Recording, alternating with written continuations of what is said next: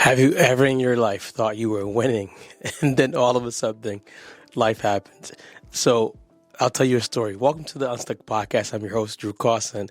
We're going to explore a story about me going against a black belt. Now, if you don't know who I am, my name is Drew Carson. I do jiu-jitsu. I am a white belt, and I've won against black belts a good amount of times, but this one sticks out the most. And I've gotten beat every time I went against a black belt. So let's just start off with that. But I was with a black belt. His name is Pedro. Super nice, older Spanish guy. Super nice, super talented. And we were going in the match. It was a Saturday morning at Open Mat.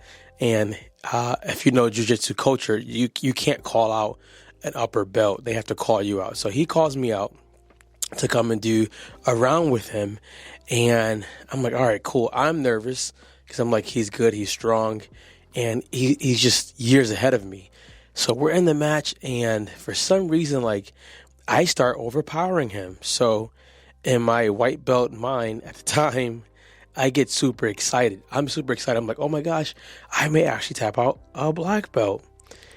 And he does something to my leg where he locked my leg where I could not get out of it. I couldn't push. I couldn't get my way out of it. And he held me there for probably about 4 minutes. And I just started gassing out because I couldn't move my legs in, right? And the way he had me where I couldn't put my hands or my arms anywhere around his neck or anything. So I was just trapped for the remainder of the round. And while the round was going on, in my head I kept thinking, man, if I get my legs out of the way, if I get my legs back, I probably can get him. In his mind, I didn't know what he was thinking. And I'll tell you what he was thinking later on. So I'm thinking, I'm a white belt, I'm a beginner. I'm going to tap out somebody who's been in this for about 15 years, right? Ego, but also I'm just thinking hey, I actually got him in a position where he might be vulnerable. The match ends, and I'm like, man, I couldn't get my legs back. And he said something to me that changed how I look at jiu-jitsu and how I look at life, which is the lesson today.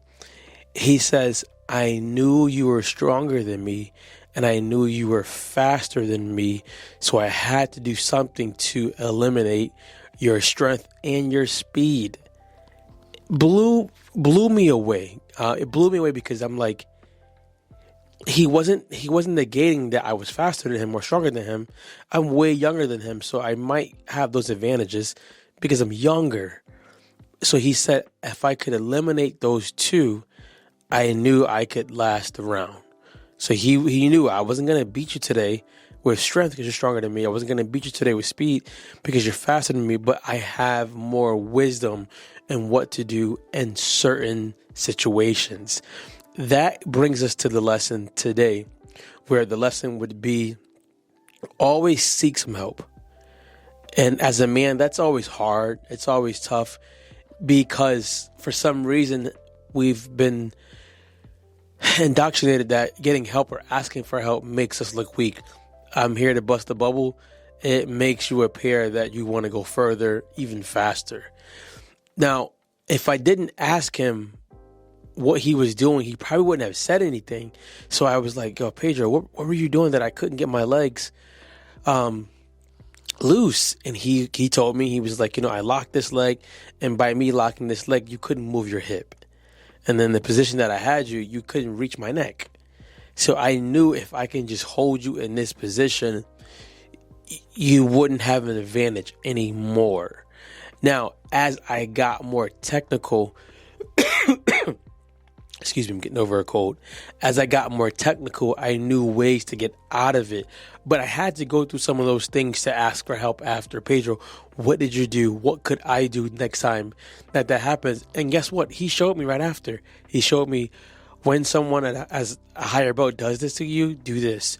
Start opening their legs. Start opening their knees and such.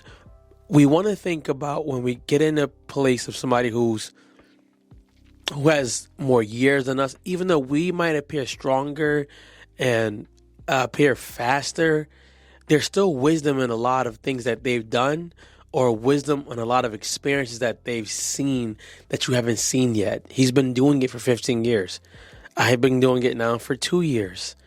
He's had 13 years of more matches, experiences, different sized people than I have right now. So it would be wise for me to just go to him and ask him, hey, what's happening in these certain scenarios? And to keep, as we call them, just to keep rolling with him and rolling with others. I want to give you these 3 tips to ask for help. If you are afraid to ask for help, number 1, most people who are successful want to help people who want to be helped. They do. They're just waiting for someone to ask them. Number 2, you got to be okay with being denied if they can't help you or if they say no. But the answer is no if you don't do anything. So you don't win. You don't win by not asking, and you could win by asking. And number 3, realizing the more we can put our ego aside and the more we can realize that pride does not belong in the camp of lions and in the camp of people who want to grow, we'll realize asking for help doesn't make us look small. It makes us look better, and it makes us better. So I did not defeat Pedro that day, the black belt. I did not. I thought I was going to, but I did not. But he did acknowledge that if I keep practicing, if I keep at it, good things can happen. So make sure you subscribe, share with your friend so that we can keep sharing more of these messages with men and with people to get unstuck in life, fitness, and faith. Be good, guys.